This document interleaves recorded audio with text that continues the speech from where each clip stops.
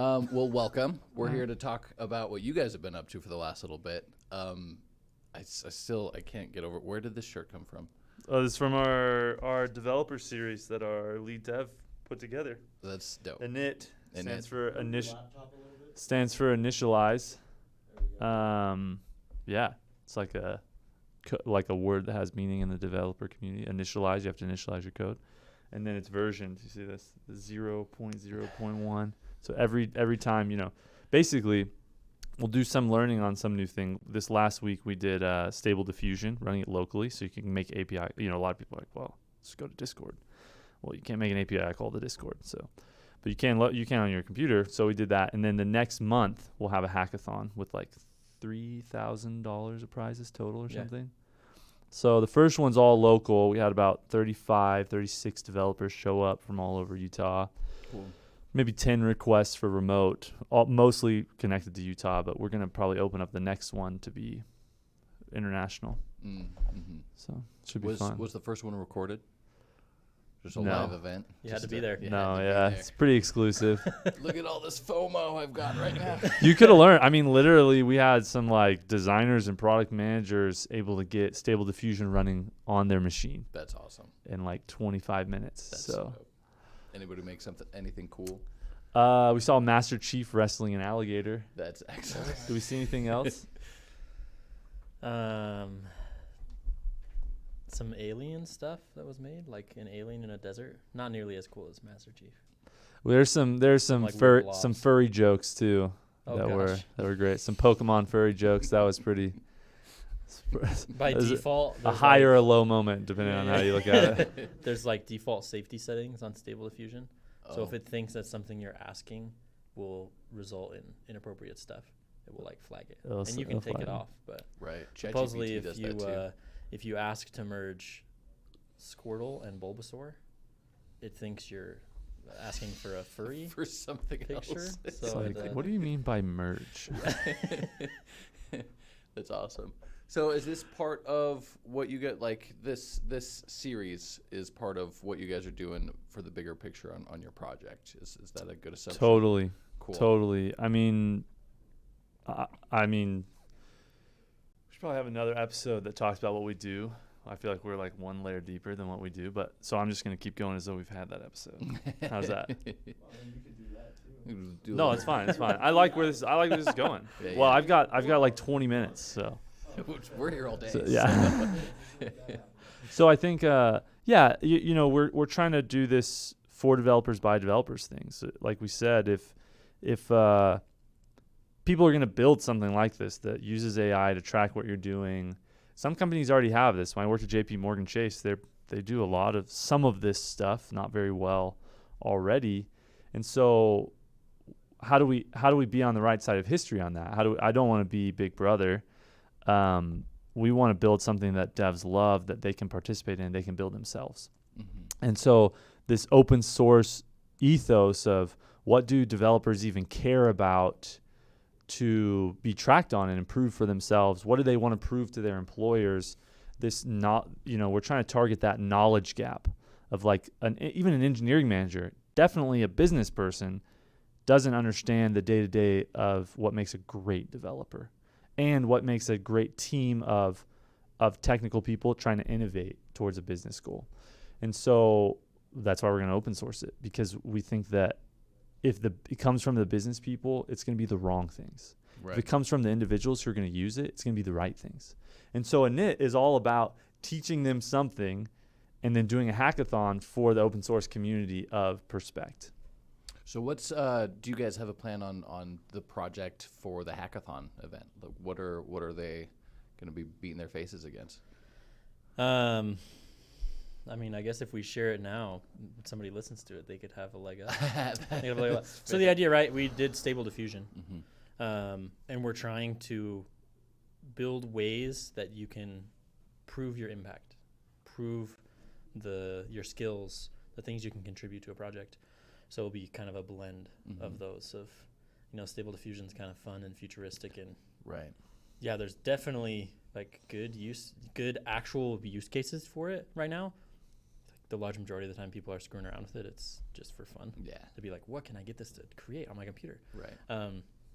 And so, yeah, blending kind of those two things of how do you show and prove your impact, and then, right, how do you make a picture of Master Chief fighting an alligator that Right. has never been seen before. A previous iteration of this, there was a lot of talk about the quest to capture a moment of innovation in a company. Yep. Have you guys put? I know that we've added a lot of data science LLM guys to the team, so it seems like you have more capabilities of tracking those kinds of things. Are you still interested in pursuing that, or is it going to kind of be on the other side where it's like, if I'm an innovator, I should be able to show what I did?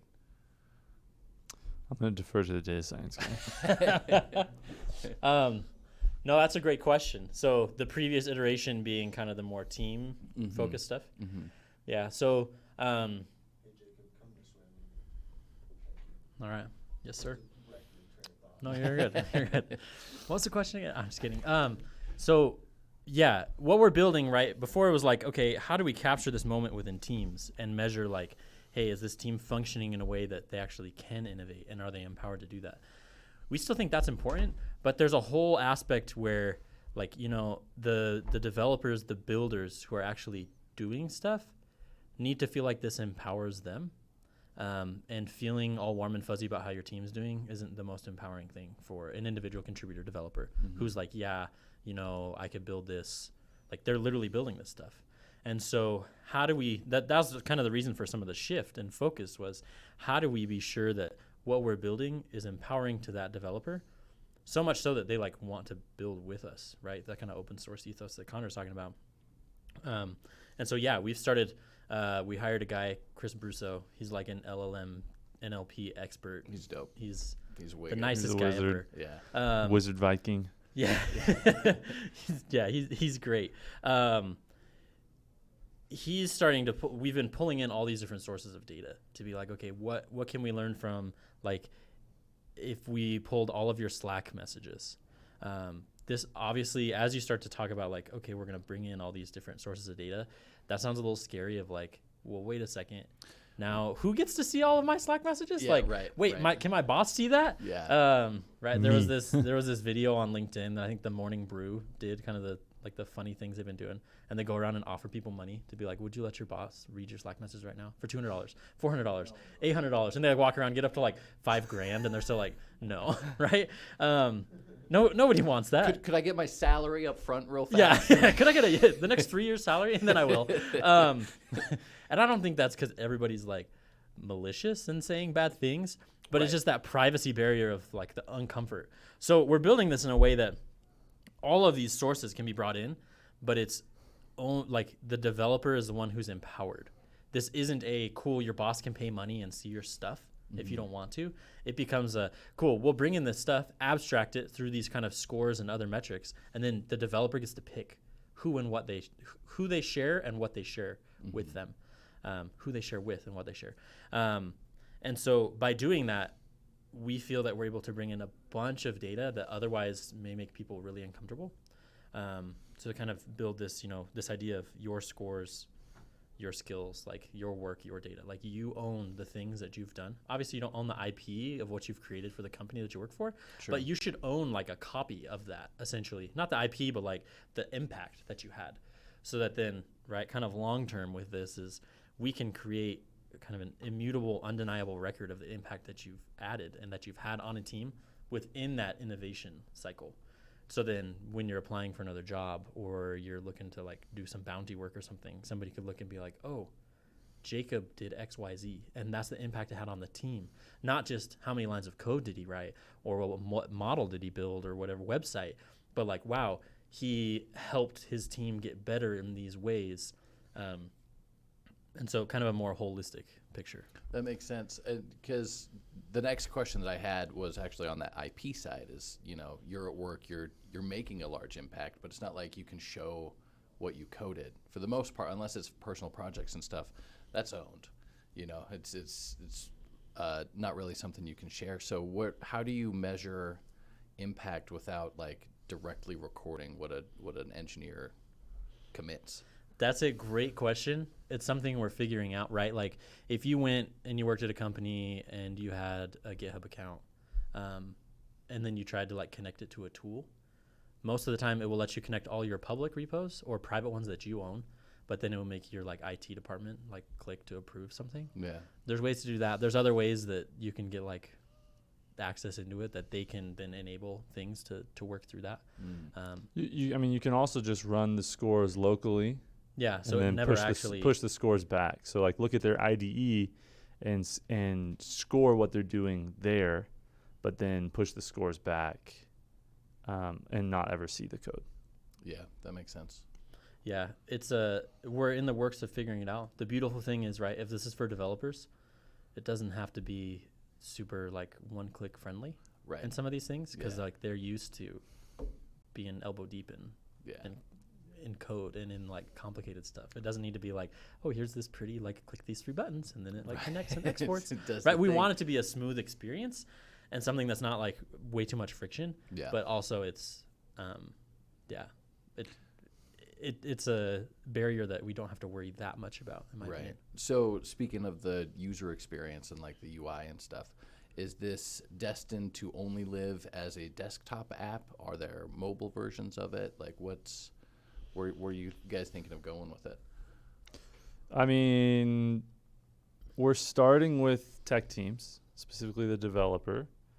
We'll probably expand out from there with soft skills specifically, but basically every team, every person working in knowledge or information has hard skills and soft skills and impact. Mm-hmm. And so, big vision, can we track everyone's, right? Can we have a mobile app? That's tracking, whatever that looks like. If it's a salesperson, can we have like something that integrates with VoIP providers or something? Like whatever it is, we're willing to track it and let people prove their skills and their impact. A big cool one would be like social media managers. Totally. To be able to track their impact on Totally. social media Mhm. growing and Yep. which would all be kind of mobile. Right? Yep. Yeah, one of the hard problems that we want to solve eventually, but we don't feel like anybody has been able to solve yet, right, is like, regardless of your job, you do something, and then it affects like the bottom line of the business in some way, right? Like it affects the dollars that either went in or out. And so if it's easy for a salesperson to be like, oh, I closed that deal, it brings another $1 million to the company a year. And for them to be like, here's the impact. And right, so it makes sense that a lot of sales stuff is very like effort driven and like outcome driven of like, hey, look, you get most of your payoff commission. For developers, you can't measure that right now. Like you can't say, oh, I did this thing and it made the company $2 million. Mm-hmm. Very easily to like match that, to match those things up. So that's one problem that we would love to solve eventually is like, great, if you spent 3 days on this thing, like pushed it into production, what impact on the bottom line of the business did that have? Yeah. Both like how many more people showed up at the website or like how many more things were sold or whatever, just like the Conversions. real impact, not just like these vanity metrics that show up in lots of Like, kinda this code tools. is Yeah. architected really well and no one uses it. Right. yeah. Cool. Or like, hey, this was like a bunch of like story points or something, right? Yeah. Like it's cool and it matters for the team and those are important things within their realm, but like the big picture isn't there. Yeah, that makes sense. So talking about the big brother nature of it, let's talk about how you guys want to still anonymize that information for a user so that he doesn't have to be all sweaty about it. Because it makes the Slack messages, for instance, that's a perfect example. Like if that's going to be used in a way that leverages me positively or negatively, whatever it is, what's the filter there to create these scores and still make me feel safe that all of my stuff is exposed to something? Yeah, pretty much the underlying like principles that we're living by and trying to build this is like your data will never be shared with somebody without you explicitly granting permission for that to happen. Mm-hmm. There may be a world where in the future where you can build these kind of teams or squads or whatever and be like, hey, look, here's your 5 people that you work with. You're all going to opt in to share this stuff. and then it kind of goes into this pool, and maybe it has your name on it, but you've opted to share it, and you probably should get rewarded for that in some way. So there will never be a world where like a big boss comes in and can like use a backdoor to see everything. Right. Like right. we've already kind of been talked to about that and kind of put our foot down and been like, yeah, if you want that built, like go find somebody else. Right. Because we're not gonna do that. Yeah. Kind of defeats the purpose. Is that where the AI comes in? Is that part of the AI implementation is actually helping build scores out of all of these fairly personal things, you know, and then getting that out to whatever my repository resume thing is that I have. Yeah, sure. So like one thing we've been looking at is if you can measure somebody's attitude and toxicity over time from Slack messages, right? That's so fascinating. like be able to look and say like, hey, out of all the like the DMs that I've sent and received in the last like 90 days or whatever it lets you pull, what things have been toxic or like what things have been insults, right? Like what's positive, what's negative. Get a good asshole meter on that. Yeah. We should like, call that. We should. That's New a name, great one. writing it down.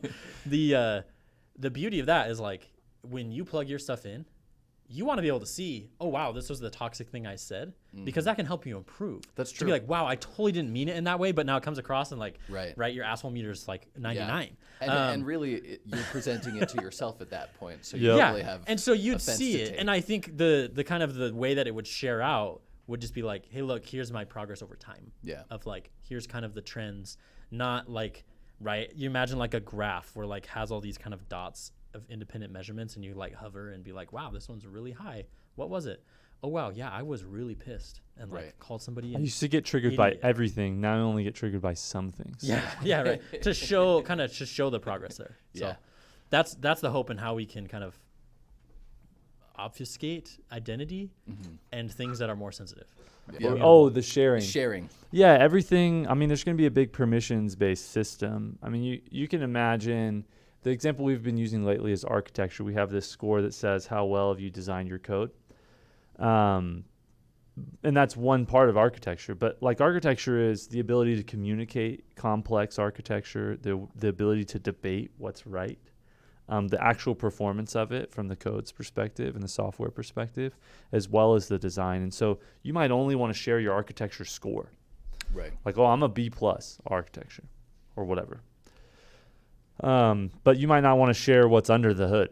You might not want to share those 5 sub things. And maybe you do want to share those 5 sub things and say like, hey, look, I was A at all these other things and a C at communicating it. But look, now I'm a B-. Like I'm working on it, which I think goes a long way. All the engineering managers, we probably talked to 20 engineering managers, and they always say, you know, you can train technical skills, and you can actually train soft skills. Sure. But a lot of people are bad at it. Yeah. And it's harder Yeah. because the pain of bad soft skills is way easier to feel. It is like way more present than the pain of bad hard Right. skills. It's immediate. It's and immediate. Full-bodied. And so like seeing that, they always say, well, I want someone who can improve, who can get better, who's a good cultural fit, and we can show those things, right? How do you know that? Anyone can say, well, I was reading these articles, I was trying this new technology. You just believe them. Right. Right? Like, of course, if you're looking for a job, you're trying out new stuff. Yeah. Like you got loads of time. And so I think that's one of the things that we're hoping to really push is you get to share whatever, and it's going to create it's going to be a weird sociological experiment of like the people that don't share, what does that do? Right. Like, what do they have to hide is probably going to be one of the things you have to worry about.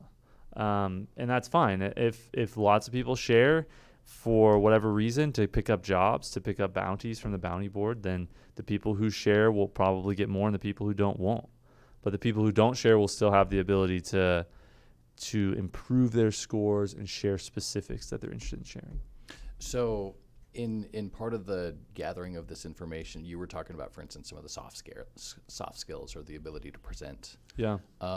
So how do you guys plan on following live conversation, like actual? Because I do think that a lot of innovative thought happens in group discussion. Yep. Right, where you're kind of tackling an Totally. idea together. So how do you plan on following those types of moments? Yeah, I would say our first target customer is going to be junior devs and international devs, and probably on the junior devs we might even just lean into remote first, because it's easier to track those conversations when you're not in the same building. You know, I think the risk you're bringing up comes from when you're all in a room together and not recording it or whatever. You have to like remember to turn on the microphone before. Yeah. Right. Yeah. Make sure And it captures this. So to start, we're There's a probably mobile just going to sidestep that. Okay. And just figure it out. I mean, if the models get good with remote, then that's easy to try to figure out the actual problem later. Right. And we've all, I mean, at least in these offices here, we've all been using some version of an AI assistant for our meetings, right? And I've really been impressed with it sometimes not. But every once in a while, it'll give me a list of action items that's like, yeah, that was holy spot crap. on. Yeah. Thank you. We've talked about this a few times, but the the idea of say we bring, I don't want to say that particular AI bot right now, but say we bring a version of that here, right, to these kinds of meetings. Those are the kinds of moments where if somebody says a good idea, somebody else is going to say, that's a good idea. And you can capture that moment and then see how long it takes to get into production and see who contributed to it on the long way. You know, and that was one of the things that I got. That idea became more exciting when Chris got onto the team, right? Because then it's like, this is actually tangible now. You can start to try to tag moments in conversation to see the impact of it. Yeah, you know? that's one thing I was going to mention is, right, all of this is really complex. It's really easy in like written to be like, oh, was this happy or sad? Right. Like, but then to be able to identify other things, right? You have this emergence of all these large language models where the context window keeps getting bigger and bigger and bigger. And it's not like, oh, sometimes it's like, oh, Meta or Google who comes out with like some open source bigger context window. But a lot of the time it's like some random dude in his basement. That's just like, hey, I took this one and made it better. Right. In like How do you know he doesn't work upstairs? Maybe he works upstairs in his loft, Right. Wherever. Yeah. Post it to Reddit. Yeah, but some of these are also very like complex kind of linguistic things of like, hey, if you were listening to this conversation, how would you tag questions? Yeah. Right? Like it's not all the time that your voice goes up. Right. Sometimes you just asked. Yeah, the question right. Sometimes it's very was different. Was it hypothetical? Was it Yeah. a real question? Rhetorical. Did I want an answer? So all these kinds of things, right? And it's really complex. One reason we're really excited that Chris is with us, he like is a linguistics guy. So a lot of kind of the linguistic theory. And then the cool thing with these large language models is they're like, right, somebody spends a crap ton of money training them. And then they're very powerful. But you can also bring in other expertise to augment those, and it makes it even better with those kinds of things. So the soft skills, measurement, and all of that, I think is where we'll really start to shine and thrive, because it's something that people haven't really been doing. Right. But there's some products that have come out. There's one called Rewind. I think they raised like $300 million, and the dude just like emailed his pitch deck to whoever wanted because he had so much interest that he was like, yeah, I'm not going to bother to actually pitch this to anybody. Interesting. Like he just sent, like I had signed up for a trial with them, and I got an email being like, hey, we got a lot of interest. Here's our pitch deck. Here's a link. Like, come fund us if you want to. Like, I could have put money in them. Yeah. I didn't, but it's just kind of crazy. Was it 300 million? I don't know. I'm looking. Um, Fact check. Kidding. What's Joe Rogan's got? Jamie. Jamie, look that up. Jamie, can you look that up? But what it does essentially, you turn it on your computer, it records your screen 100% of the time, and if you want, it will have your microphone on all the time and record everything. And like ChatGPT and like GPT-3 being used by everybody and their dog, you could search and it would just like look for words on the screen, and you could search and find a moment. So their whole thing is like, hey, you know, we've evolved and perfected all these things, but human memory still really sucks. Like, what if you could remember everything and have perfect memory because everything on your computer is there, and just recorded.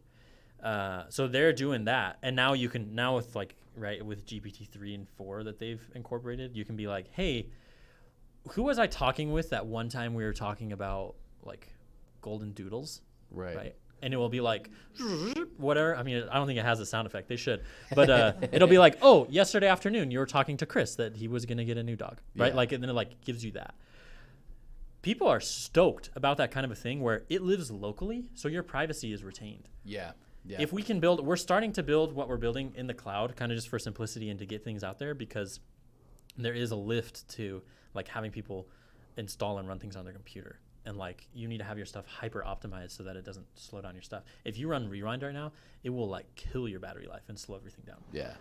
Because it's literally just recording everything and destroyed like my doing all this computer. stuff. Like Connor had it running and his computer would be I so just slow had all to the time. turn it off. It So destroyed it. we're starting with cloud to do that. Eventually, we'd love to get more into that as well, so that like, hey, there's no question of your privacy. Yeah. Like right now, when it's with the cloud, you have to trust, right? Right. You have to trust that this person's not going to like take all your stuff and throw it on the internet. But yeah, so we're kind of aiming in that way, and we see a lot of excitement around products like this, where before it was like, oh, I want all my privacy, and now it's like, yeah, you still want your privacy, but like if you can decide how and when and where it's used, that's super powerful, and people are willing to like give up some privacy to have all of the benefits that come with it. Yeah, I mean, you're making me think that there's probably there's a version of this that works for marketing material, advertising, targeted ads, that kind of stuff. Where right now Facebook has all my data, right? Yeah. I don't get to choose what of that goes out or not, And you don't get paid for it. and I don't get paid for it. If I could opt to say, you know, these are the things that I'm interested in, I'm okay being advertised about that, I'd be interested in that, you know. But it's the method of getting all of this on chain and immutable and mine. How does that work? Are these all tokens? Is it just data that's all the nodes agree and it's anonymized on who it is? What's the plan there? That's a great question. We don't have that figured out yet. Okay. But right, essentially what you're describing is like what iOS 15, 16, and 17 have done, where Yes. now it's like every time you open a new app, it says, would you like to allow this to track you across other things you're using? Yeah. Yeah, pretty much. Do you want targeted ads on this application? Yeah. And so you can be like, yes on Twitter or X, whatever it is now, Yeah. no on Facebook. And right, and as a business, the reason that I think about this is as a business, I would be more inclined to get that information because people who are opting to say I want to be advertised about this stuff are more likely to convert, you know. And so it's worth my time to get into that type of a environment for selecting my users or selecting my customers and getting conversion rates. I imagine this is going to work similarly for your project because, I mean, like you said, you're talking about like the ability to show what I'm doing to a manager or job interview or something like that. I'd be really curious to also see the opposite of that where, you know, I'm going in for an interview and I'd love to know more about who I'm interviewing with when I go there. So like, I'll show you my score if you show me yours. Yep. Yeah. That's the thing. A lot of the business people, you know, the business people are like, oh, I would pay for this data. Yeah. I'm sure you would. Yeah. And you can pay the person whose data it is. Right. But the thing that they don't say, you know, we're going to launch a bounty board with it, kind of this like bounty board that has scores attached. And, you know, one of the pitches was, sorry, one second. One of the pitches is, yeah, and they can see your score as a stakeholder. Yeah. Like, wouldn't that be great if you're going to pick up some work and it's like you can see what working with that person is? Right. Oh, Now this person, now I need the this asshole person meter. changes the scope like 5 times per project. They don't actually know what they want. It's difficult to communicate. They don't take notes. They don't do the thing. It takes them longer to do the things they say they will, right? Then you're just like, yeah, I'm not going to pick up that bounty. Right. And the stakeholders are always like, oh. Like, wait, you want to track me? It's like, yes. Yeah, of course. Yeah, like you're a part of the problem. Yeah. Like everybody's a part of the problem, and we can all get better at innovating. But a lot of times the stakeholder's the source of the problem. Yeah, for sure. So Yeah, it's a big shift in the power dynamic, right? Yeah. Where right now, if you're like full-time employed, some people do this more than others, but like essentially you're just like, if you please your boss, there's a higher likelihood that you'll get a raise. There's a higher likelihood that you'll last any layoff, like survive any layoffs, all these things, right? And so like the direction that you're trying to impress is just literally like just to your boss. Yeah. Like it matters to other people, but then now, yeah, it's the boss isn't the only one with power. Yeah. Right. Yeah. And it's the same, like maybe not as much in the job market right now, but like a year ago, 2 years ago, it was the same. It was like, great, developer, pick wherever you want and how much money you want, and Yeah. they'll pay you because they like there's a shortage. Yeah. Granted, all those companies overhired and have laid people off now, but it's still similar, right? Like somebody who's really good can demand whatever they want and work wherever they want. And now it's like, well, I'm going to work remote and not do anything else. And I'm how do you not come in. how do you prove it? You gotta Yeah. prove it. So how do you prove it, right? That's easy to be like, oh, I know this guy. I've worked with him before, and now I'm in some position of authority to hire. And so I can be like, no, we should do anything to get him. Part of the reason why this is so engaging is this is what, like, I know at least both Connor and I, this is what we came here for. Yeah. Like this was part of the initial, like, hey, we want to build up this thing called Nerd. And like, it's going to be an incubator of sorts, and there's going to be a lot of like devs and building things. But like, really, we want to be able to build a tool that tracks like true impact and true innovation, these kinds of things. And so it's exciting because a lot of it's like net new. Yeah. Or like, I don't know. It's not a question of like, oh, can we time the market? Like all these questions still exist of like, can you time the market? Can you like have good teamwork? Can you have people who buy in, and can you like find customers and like deliver the messaging well? But there's also the question of, can we even build the technology to do this? Yeah. And a lot of the times I feel like business ventures start when they're like, oh no, we know we can do this. Like the feasibility of it is less of a risk than like the desirability or the viability of the business. And so that's exciting to be like, can we even do this? Can we build it? And so we're like nowhere near, I think I'd say we have very few experts on our team in any given area. But I'm very excited about it because we have a lot of people who are very good at figuring things out and very good at synthesizing, right, expertise across kind of areas. And so we're hoping that building it in this kind of open source way can bring in additional expertise and people who are also very passionate about this to then contribute and get rewarded, right? That's the whole kind of blockchain aspect of it, is as you can put these contributions on chain, there's also a token that can be used kind of as a loyalty reward program, and just essentially say, you help build this, great, you're going to get an initial like token amount, but then also like a residual amount. And that's kind of the ability to prove that like, hey, this stuff actually had an impact of like, cool, if you help build this score that says like, I don't know, how great you are at like writing an agenda for a meeting. I think that's a pretty dumb score in my opinion, but like that's useful. That's useful. Somebody may build that and say, I'm freaking good at this. I want people to know I'm good at this. And so they build some score that like scrapes your invites or something and like rates it, right? Like you could do that. And then every time somebody uses that score, if you're also like, oh, that's interesting, I'm gonna plug that into mine, then that person gets like residual token. Right. Essentially like, hey, you're getting an impact, you're getting paid on this. Literally in the network at any good idea, if other people pick it up, why wouldn't you reward that? Yeah, that's cool. Yesterday we had EJ Ayala in and talked to him. He's over at DraftKings right now. Okay. And we were talking about leaderboards and loyalty rewards as a method of kind of rewarding on the leaderboards. And it was interesting because they built out a few different kinds, like leaderboards of the volume that you're purchasing versus leaderboards of who's holding on to different types of collections, or the variety of collections. And then at the end of the time for those leaderboards was when the loyalty rewards was fed to them. It was a really interesting concept, and it makes sense that it's easier to it seems like this is an easier thing to do in chains instead of traditional Web3, just because people are already incentivized. If the reward that they're getting is also the thing that they're already doing, like holding onto a bunch of diverse packs, for instance, like it gives its own little feedback loop on the engagement you're trying to drive. So I don't know. It's going to be interesting to see how it goes. I really look forward to bringing you guys in and doing like the official pitch and all of that. We'll bring in some like the visuals, whatever you guys need. Make sure we'll do the presentation correct. It was funny too what EJ was talking about. Is really similar to what we were talking about when we were trying to rebuild our leaderboard. Yeah. And it's like stuff that they're doing now.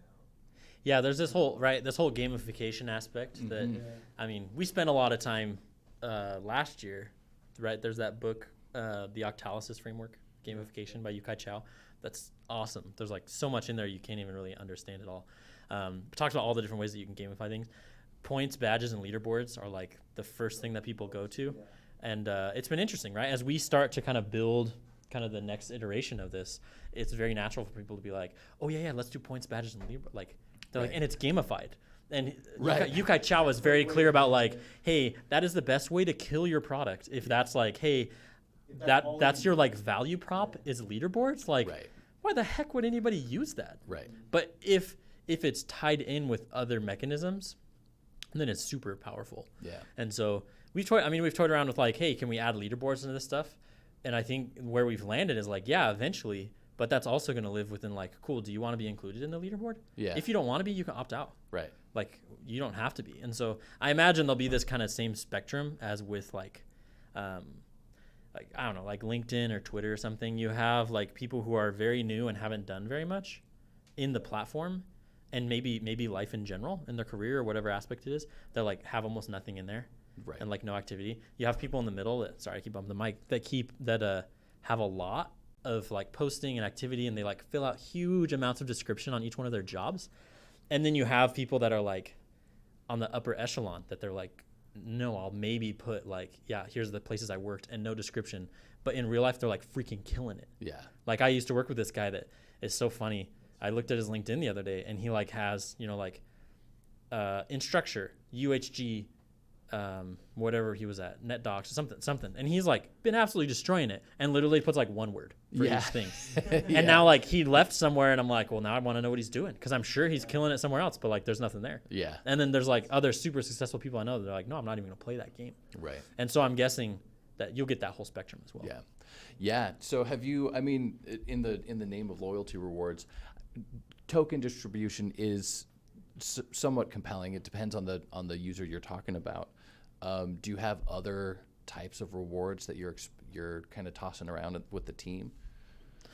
That's a good question. So right now we're building a part of this is a bounty board to essentially allow people to come in and offer to pay to get work done. That's what bounties are by definition. Then that combined with kind of all of this, hey, the measurement, and you can share that, hopefully will make a healthier relationship with the bounties and actually increase the types of work that can be successfully done as bounties. Whereas right now, bounties are just like, if you have something super well defined, they can do it, and it's usually quite cheap. Or we'll be like, hey, share this on Facebook and we'll pay you. Like those are the kind of bounties that you see on. Yeah. Or there's like, hey, build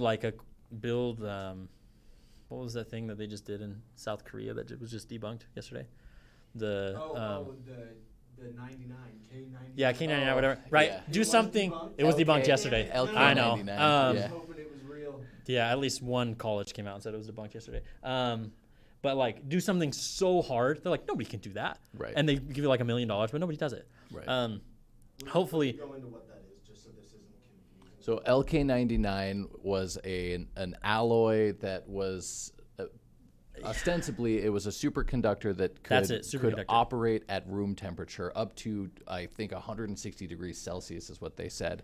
Most superconductors. Possibilities to Yeah. billions. Yeah, Most- I mean, pretty much gives you like energy free, like energy neutral cars, Right. like right. everything. Yeah. right? That the first thing that we said was like, if a superconductor can keep itself cool like that, like Yeah. if it can run at whatever temperature, it can essentially start to like power itself. Yeah. If you can just so anyway, most if not all superconductors need to be very, very cold to maintain integrity and to not like degrade as they're moving energy through. So this LK99 is Lee Kim 1999. That's the guy that started the study of it. I'm glad you knew way more about it. project. Use it as an example. Is something that's like literally impossible. Nobody's done it yet. Yeah. And so just like something very hard. So hopefully combining all of this can shift the way that those bounties work of Yeah. like, hey, there's actually a mutual trust between like, hey, now you know that this stakeholder has like a low asshole score, or that they're like, Right. hey, good to work with. Yeah. It's similar like on, I don't know if you guys have used Facebook Marketplace, right? You can see the seller's ratings of like, Oh, right. and Yeah, you yeah. rate both ways. And you Yeah. can be like, wow, this person shows, like, I'll go to buy something and it's like, if this person doesn't have a high on time rating, I'm like, nope, not worth it to me. Like, I've Right. sat around in a Walmart parking lot for too long before. Yeah. I'm not doing it. I'm not Yeah. doing it to save $50. And so those kinds of things. I got a 1 star. Oof. No idea why. I remember the whole situation. No clue why. Wow.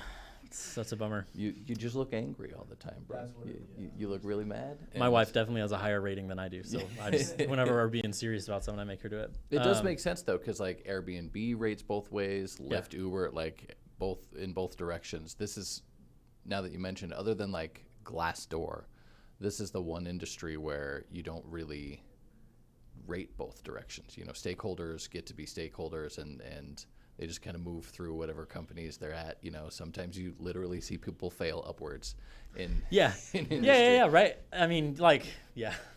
So, Yeah. Like an employer could go write like a horrible review on your LinkedIn profile, yeah, but you can just kick it off. right, And so there's not really a place to be like, oh, there's not like a rate my professor yeah, for employees right, to be like, hey, this is a great individual. yeah.